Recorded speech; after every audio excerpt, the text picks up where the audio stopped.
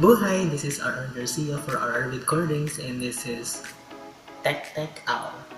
Tech Ow! So, we have another video again, and this is unboxing and nostalgic review of Nokia 3310. Nokia released their phone last 2017, and nostalgic talagang feel nitong phone na to. So that will be the dual SIM. Nokia 3310 dual SIM. As a disclaimer, this video is not sponsored by anyone, by Shopee or by Nokia itself. I bought it on my own. So, yun lang, review lang talaga. So, ito yung box ng Nokia 3310. I have this almost for a year na. It's a good phone. So, I will tell you more about this one. So, in the box, we have the phone itself. Kakaiba yung box nito. Clear plastic nga sa taas, and wala na siyang parang usual box na mayroon pang saklong. And you will see the Nokia 3310 dual SIM. So on the side din, from music. And then dito yung EMEI number. And then at the back, nandito yung kanyang mga key features such as 2 megapixels camera, and then yung battery, preloaded na snake. If you're familiar with the snake, sa lahat naman nakagamit ng Nokia noon. And then Opera Store. Meron din siyang FM radio, microSD card, support up to 32 gig. So, yun. Medyo madami-dami. Nokia logo, and then Nokia 3310 dual SIM. Baliktad yung pagkakabukan ko. Dapat ngayon siya nakabalik. So, and this in yellow. Kasi ito na available na. Bili ko to sa Shopee. Sa akin na ng official store. Nokia official store sa Shopee. Okay. So, open.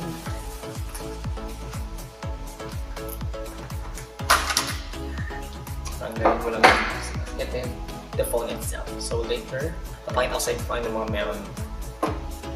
The charger, it's micro USB. Nokia logo. Nokia talaga yung charger yung black. And then the earphones na magandang quality na mayroong microphone.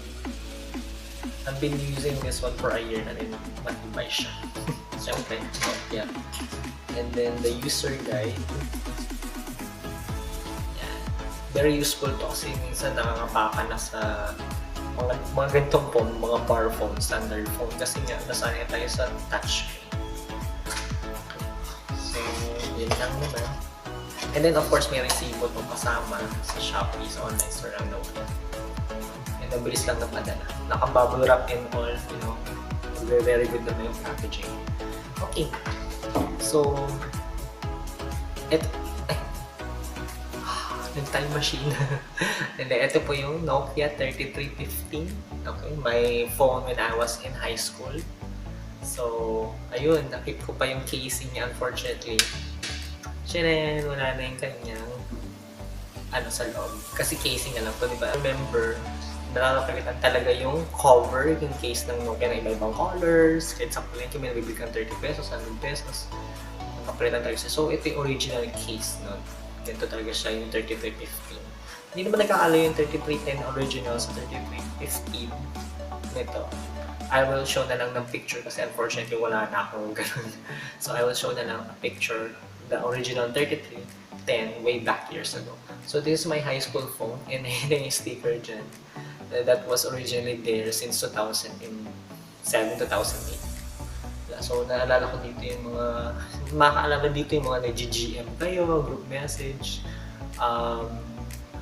yung mga clan, ganyan. Pero di ba akong sumali sa mga clan. 3315, Nokia 3310, 2017, which is the dual SIM. So, nipis. Siyempre, may camera. Okay. So, dito na tayo sa phone. So, year ko na siya ginamit as a backup phone. By the way, okay, so it's in yellow. Also available in red and black, if I'm not mistaken. I'll just put the link below. Pero usually wala siyang black. Talagang sold out yung black. Siyempre, black, syempre di madumihin, ganun in an instant, yun yung may isip natin. So, bibili tayo ng black lagi. So, yellow and red, parang yung red niya pag-orange. But I do the yellow na lang kasi wala nang choice. Gusto ko lang kasi talaga need ko talaga siya for as a backup phone since nasira yung original phone ko. Okay. So, and on the top, the charging pin. And then the earphone 3.5mm headphone jack. The side wala, other side wala. And then sa back camera, 2 megapixels, rear camera with LED flash. Pwede din siya mag-act as flashlight. Sa battery life niya, 25.3 days na idle lang, wala kang ginagawa. Legit, totoo talaga yun. Pero yun nga, kasi nga in a year talagang hindi naman din mawawala siya ng walang ginagawa. Like text, call, dito din naman talaga pumapasok. It will last me, hindi ako nag-play ng games masyado dito or play ng radio or MP3 or music. Ay ano na talaga, simple calls and text lang talaga siya. It will last me like 3 to 4 days. Walang charge yun. Tapos ang bilis lang yung puno. Ganun katindi yung battery yun. Kasi wala ka din masyadong gagawin dito eh. Pwede ko mag-internet, pero I never tried internet here. Kasi parang babagalan ako. Harap lang din mag-gawin dito, pwede tayo sanay. So call and text lang talaga siya dito. And by the way pala, sobrang dulas nitong casing nitong phone. So, ang ginawa ko, para-paraan, meron siyang sticker dito sa packaging niya, sa original packaging. Kabilaan. Ito yung isa. Top and bottom. And, ayun, nilagay ko dito para may grip ako kahit papaano kasi dulas talaga. So, ayun, it works naman. And, napapreserve ko yung Nokia logo dito. Okay, so let's turn on the phone. Mabilis lang siya. Okay, so you will see the Nokia logo immediately. And then yung greetings, you can customize the greetings that you like. Okay, God bless. By default, yan yung kamay. Shake hands. So as I mentioned, diba, nilagyan ko siya ng plastic covering para hindi masyadong madulas. May grip. And as you can see, merong 2 SIM card trays, 1 SD card slot, up to 32 gigs of memory. Okay, so it's made in Vietnam. And for the battery, it's 1,200 milliamp hour battery. So it will last an amazing 25.3 days. So 25 days and 3 hours. So when I got this phone, talagang wow, sabi ko, pares na pares talaga noon. Ang sarap ng feeling, nostalgic, naalala mo yung mga, siyempre yung mga, dati, mga ka-ex, mga classmate mo ng high school. So talagang naalala ko talaga siya. And then, ayun, and then colored, siguro, and I'm thinking lang kung nirelease to dati yung Nokia ganito, like an upgrade, it's a hit talaga. Pero, you know, Nokia has a place in our hearts pa rin. Nostalgic talaga. I hope na lang na, you know, they will release smartphones na talaga nakakasabay sa mga, especially mga mid-range budget phones ngayon. I hope, Nokia, kaya niyan. Or pwede din sila mag-focus sa mga accessories such as headset, ang ganda ng headset. Or a phone protector like yung mga casing. Galing si Nokia sa kanyang build. Kakaiba yung build niya. Pwedeng tantang touching, pambato, buhay pa din. Ito pala, so wala na siya sa loob. Casing na lang kasi dati binenta yung ano, so napkin ng ate ko yung pinaka-phone noon, nung parang wala na yung 3350. So, na-preserve ko ng case. At least, I still have it. Okay. So, going back to the phone itself. So, usual navigations for Nokia. I don't know if you can see that. Meron ditong pre-installed Snake na nakakatuwa. Meron din dito messaging. So sa messaging niya guys,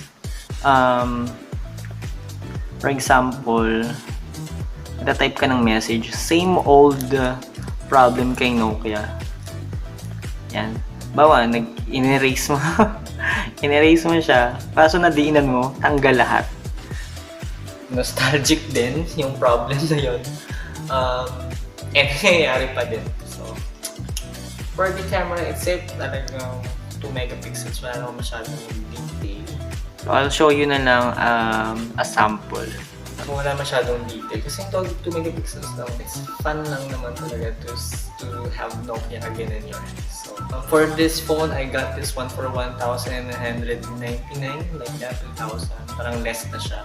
And tinignan ko siya sa Shopee online account ni Nokia, still have the same price. So for quality, talaga namang wala tayong masasabi again. For functionality, ay internet hindi ko nga na-try.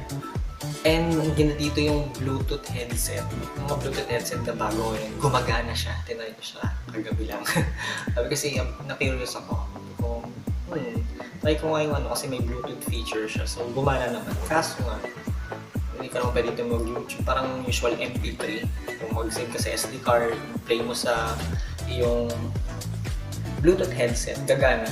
As in, gagana talaga siya. Okay, so for the price and sa tibay nito, 1,999 pesos, sulit na sulit na. Ma-recommend ko siya as a backup phone. Kasi, nandito na lahat. If it's call or text lang naman, hindi takaw magnanakaw. So, you can have this Nokia 3310 dual SIM. That's the review for Nokia 3310 dual SIM. And if you like this video, like, share, comment, and subscribe to my channel at RR Vidcordings. Again, RR Garcia for RR Vidcordings, and this is Tech, and I'll see you on my next video. Thank you. God bless.